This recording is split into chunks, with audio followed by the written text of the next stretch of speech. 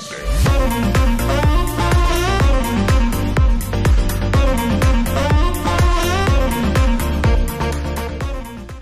gini, misalnya nih dia bilang, kamu lagi jalan-jalan gitu ya, kamu lagi belanja ke supermarket, terus ada orang datang lalu bilang, hei dasar kamu perempuan pelacur, ngamuk gitu kayak, gimana perasaan kamu? Marah lah, kaget, gila, mana yang kira hujan, siapa lu gak kenal gue ngomong begini-begini sembarangan. Iya, itu kamu gak jaga afek kamu. Saya rubah, saya tambah informasinya, dia bilang gitu. Orang yang ngatain kamu pelacur dan histeris teriak-teriak, ternyata ada 2 perawat datang seset dia lepas dari rumah sakit jiwa. Sakit hati gak lu? Enggak. Karena gitu kan ya, ada beberapa hal kan itu konteks. Ketika lu nggak tahu konteksnya dia orang sakit jiwa, lu ngamuk aja gitu, lu marah, lu nggak jaga afek lu. Padahal harusnya ketika ada kejadian kayak gitu, lu put aja untuk konteks. Meskipun let's say dia bukan ini dari sakit bukan orang sakit jiwa yang lepas dari rumah sakit jiwa, kenapa lu nggak menganggap bahwa gila, gue nggak kenal, yang penting gue nggak begitu. Iya. Yeah. It's two different thing, dia bilang kayak begitu, iya kan? Oh, wow. Now I know. Kalau gue udah mikir panjang juga tuh. Kenapa? Udah mulai menganalisa ya. Iya, maksudnya. Tommy ini geek banget loh sih, friends, like super geek. Lo bayangin ya, gue lagi ke ruang kerjanya dia. Pertama gue masih kagum karena banyak quotes bertempelan. Kalau gue juga suka quotes kan, anak gue juga si Tiwi juga suka quotes. Jadi kita, wah Tom keren nih quotesnya. Ini apa artinya? Biasa dong gue kepo. Terus di ruangan sebelahnya dong si friends, ruangan meeting. Tiba-tiba gue lihat, sumpah ini gak ada orang yang lebih weird daripada Tommy. Tapi gue kagum. Gue lihat tau gak ada timeline filsuf.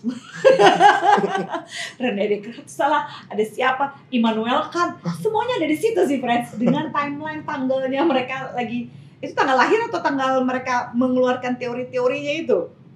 Teori. Dan gue ya secara, tapi gue bukan nerd kok, gue itu intelektual badass. Jadi gue bilang gini, Tom, gimana kalau ini sama-sama weird ya? Tom, gimana kalau kita bikin mulai dari Sigmund Freud, sebelum Sigmund Freud dan sesudah Sigmund Freud, bagaimana perjalanan ilmu psikologi, dasar orang gila. Terus berantem. Dia mau lagi. Terus berantemnya di mana? Gimana nih kacaunya ilmu psikologi nih? Psikologi Eropa sama Amerika ya, yang mulai asik gitu, misalnya zamannya Carl Rogers, gitu. Dengan teorinya Jung, mulai ributnya dari Jung dong gitu ya. Teori psikologi kepribadian, emang norak kita berdua. Ini Oke, nah sekarang dari mana kita tahu pecandu itu bisa masuk rehab atau enggak? Kapan sih sebaiknya dia masuk rehab? Seberapa yakin sih keluarga bisa ngurusin sendiri, atau suaminya atau istrinya bisa ngurusin sendiri gitu, like how did you know, Tom? When was the good time for you ya untuk untuk masuk ke dalam rehab sih sebenarnya? Nah, sebetulnya gue hari ini sama gue yang dulu udah berbeda nih. Oke. Dulu jawaban lo apa? Sekarang apa jawabannya? Nah, kalau dulu itu pokoknya gue ngeliat pecandu kalau bisa semua masuk rehab gitu loh. Oke. Nah, cuman hari ini gue berpikirnya gini. Pertama, setiap pecandu itu berhak mendapatkan layanan pemulihan. Itu makanya lu bikin dialog 101. Ya. Oh, by the way, promosi. Pernah lihat kan sih friends beberapa postingan saya tentang relationship and drugs dan segala macam gitu ya. Itu adalah postingan kerjasama kami berdua gitu ya di dialog 101, bisa ngeliat di Instagram dan bisa ngeliat di layar ini. Silahkan ya. Sini ada dialog 101, itu dia sendiri yang mengatur, nih Tommy sendiri gitu ya. Jadi kalau misalnya friends bisa lihat situ, ini juga ada aplikasinya ya. Let's say silahkan. Aplikasi Dialog 101, gunanya apa yang bisa untuk membantu Z-Friends semua menentukan tempat rehab yang terbaik, untuk curhat dan segala macam, akan dijelaskan sama Tommy ya. Udah lihat ya? Silahkan kalau misalnya mau mendownload aplikasi ini, ada di Google dan Apple udah ada atau masih Google, Tom? Apple belum ada. Apple belum ada ya, masih Google ya sampai saat ini. Jadi maaf yang punya Apple. Nggak, biasanya yang punya Apple itu pasti punya Android. Ups. Ya sih. Gitu. Jadi bagi yang itu punya Android silahkan gitu ya. Terus itu gimana tuh Tom? Untuk memilih, kan keren banget tuh ini Dialog 101 lo itu kan untuk membantu kita sebenarnya untuk milih rehab gitu, kenapa kita perlu dan segala macam. Tadi Tommy berpikir bahwa sekarang nggak semua orang perlu rehab gitu. How Dialog 101 juga bisa menolong itu. Nah itu dia, jadi gini, tergantung kita mendefinisikan yang namanya rehabilitasi itu apa. Jadi makanya tadi gue bilang semua orang itu sebetulnya berhak mendapatkan layanan pemulihan. Tapi apakah setiap rehab itu cocok untuk semua orang? Belum tentu. Gitu. Jadi jadi rehab itu kan sebetulnya kebagi, ada yang rawat jalan, ada yang rawat inap. Ada program yang seminggu sekali datang konsul sama psikolog mungkin ya, psikologis, itu mungkin juga sebuah program gitu, dan itu bisa dibilang rehab program juga. Gitu ya. Nah, jadi kadang gue ngelihatnya kacamata kita kalau bicara tentang narkoba, rehabilitasi itu harus institusi tertutup, terkunci, berbentuk bangunan, harus masuk di situ. Nah itu hari ini kalau gue pribadi sih gue udah tidak melihat itu, gitu ya.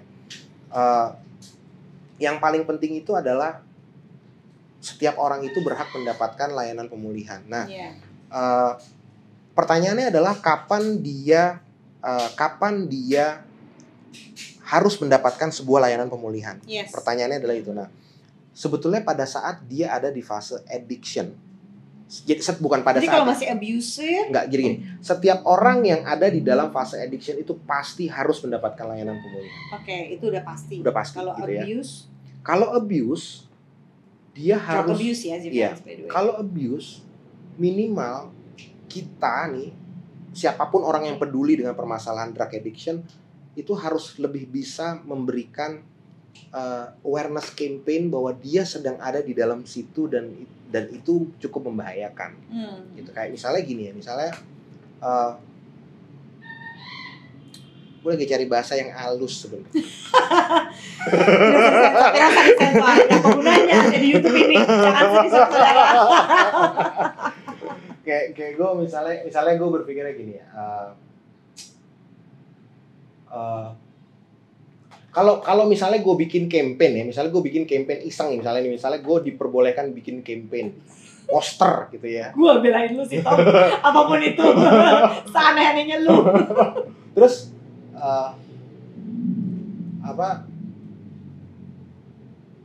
gue akan bikin sebuah campaign, tulisannya tuh gini.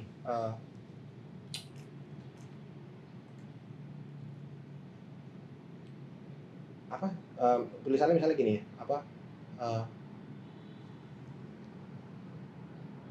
kok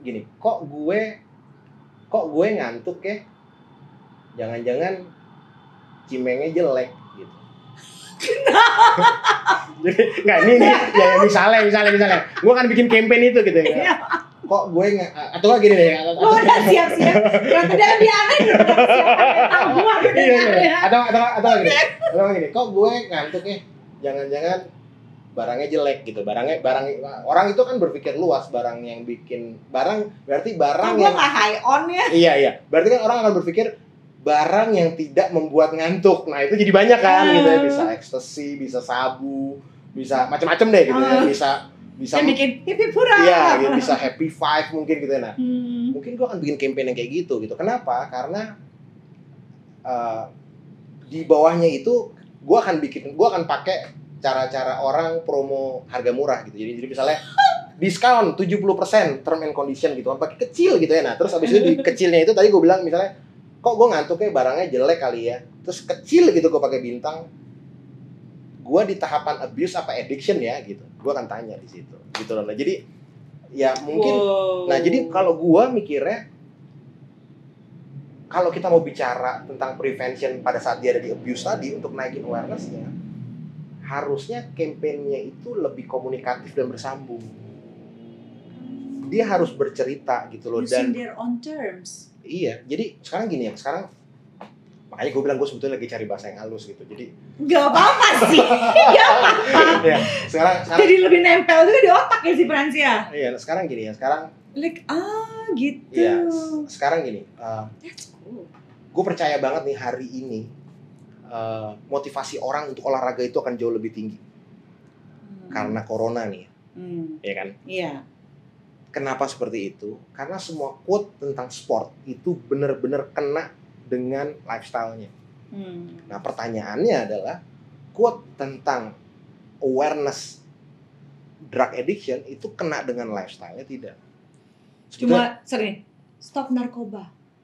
Ya, enggak gitu deh, jangan gitu dong. Enggak maksudnya. Enggak, maksudnya gue tahu kan Iya. stop narkoba bukan cuma BNN ya kan. Iya. Lu bisa melihat ada pelang di mana-mana cuma bilang stop narkoba lebih baik ini HM ini segala macam.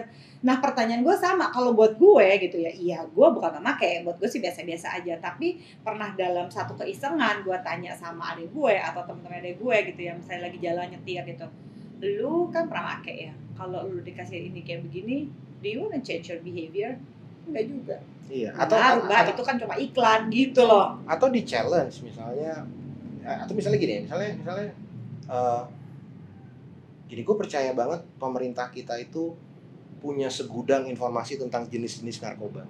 Yeah. Pertanyaan gue, siapa yang baca? Jeng. Pertanyaan gue cuma itu doang. Ya, jadi, dan kalau dia baca dia ngerti enggak gitu. Jadi gue aja setiap gue baca gue nggak ngerti, gue tanya loh sama dia. Tom ini apaan sih Tom? Tom ini kenapa begini Tom? Iya. Asli dong, ini kayak Yellow Pages tau gak? Jadi pertanyaannya cuma itu doang gitu. Nah, jadi kalau misalnya True ya Tom, iya. gue aja banyak maboknya loh. Iya, misalnya gini, kalau atau campaign-nya challenge kalian aja. Weekend waktunya kenceng. Itu gue bikin tuh poster gede-gede. Oke. Gitu kan ya. Nah, baru di bawahnya itu gue tulis call center counseling sekalian. Nah, jadi mungkin selama ini call center itu akhirnya jadi berguna gitu. Jadi bukan cuma karena gue weekend gue mau kenceng.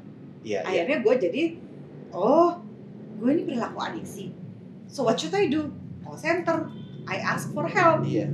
Gitu loh. Nah, itu Suggestive behavior ya Tom. iya. Jadi kan ada actionnya gitu. Jadi Jadi ngedorong orang untuk ketika lu merasa seperti ini, lu begini. iya. Ngedorong orang untuk lebih ke arah sana gitu kan. Dan itu mirip banget nih, misalnya hari ini sudah ada gejalanya sesak nafas, demam di atas 38 derajat, call center, orang pasti akan telepon. Nah, sekarang weekend waktunya kenceng. Udah sekalian aja deh. Baru taruh call centernya gitu. Nah, jadi kadang gue berpikir kalau untuk yang tahap-tahap abuse, karena kalau misalnya kita tanya sama mereka, lo ada masalah sama drugs? Enggak. Gue nggak ngutang, gue nggak bikin susah orang. Oh my god, hampir kayak 70% sih, kurang lebih 60% klien gue mengatakan itu Tom. Iya. Karena gue banyak klien high-end ya, most likely they use cocaine. Nah, cocaine itu by the way bukan hal yang relatif mudah ditemukan di Indonesia gitu, apalagi yang good quality katanya, tapi di Asia Tenggara katanya banyak ya. Cuma mereka pun yang di paling banyak ini ditemukan katanya di luar negeri ya, let's say Amerika atau Eropa gitu ya dan sebagainya. Jadi mereka yang menggunakan kokain katanya adalah artis atau orang kaya gitu ya, dan mereka merasa ini adalah seperti social drinker gitu. Jadi kalau mereka lagi mau party mereka ini, dan mereka bilang masalahnya efek sampingnya gue nggak akan beler, gue nggak akan kayak liar gitu, bingung apa segala macam. Gue akan senang-senang aja, after taste-nya juga gue baik-baik aja, gue nggak nyakitin orang, gue nggak ini itu. Kenapa gue mesti berhenti? Yeah. Sampai seringkali gue ditantangin gini sama klien-klien gue, Mbak lu bisa kasih lihat nggak orang yang pernah pakai kokain misalnya ya atau gini, dampak jeleknya apa sih? Mau dicariin, mau di browsing kayak apa segala macam. Dan iya, kasih lihat gue orang yang pernah pakai kokain dan dia nggak baik-baik aja. Ya ada kan artis Hollywood pada mati gitu. Tapi dia enggak, tapi selain dari itu mereka kan baik-baik aja. Denialnya tuh setinggi itu Tom. Pasti. Sampai gini ya kan, sampai kadang-kadang gue mikir, ini mikir bodoh lagi. Musik reggae misalnya. Musik reggae itu identik sama ganja. Yes. Ya, di komunitas itu pokoknya kalau orang ganja harus ngedengerinnya harus reggae gitu. Slow aja. Terus gue mikir lagi nih, ikonnya musik reggae itu Bob Marley ya. Bob Marley. Lagunya enak-enak ya. Yes. Nah, terus gue bertanya sama diri gue sendiri nih. Kira-kira Bob Marley waktu bikin lagunya dia mabok nggak ya? Right. Belum tentu dia mabok. Belum tentu, bener loh. Jadi kalau kalau bisa dia bikin lagu mabok rekaman dan jadi kalau macam. sekarang gue bikin quote, tapi gue nanya aja sama mereka, gue bikin poster gitu, gue nanya aja sama mereka, kira-kira Bob Marley waktu bikin lagunya sambil nyimeng nggak ya? sambil nyimeng nggak ya? Nah, terus itu gue cuma pengen ngeramein apa namanya, sebuah Instagram atau enggak sebuah apa sih, WhatsApp. Biasanya kan call center tuh ada yang WhatsApp chat-chat gitu. Ya gue bisa lempar pertanyaan itu di mana-mana gitu loh, dan kita akan lihat sebetulnya orang itu ada di mana. Nah terus gimana caranya menggunakan aplikasi Dialog 101 untuk memilih, kan gini, rehab tuh banyak banget, macamnya banyak, rehab yang bagus tuh kayak gimana sih Tom? Aduh. Do you wanna dance?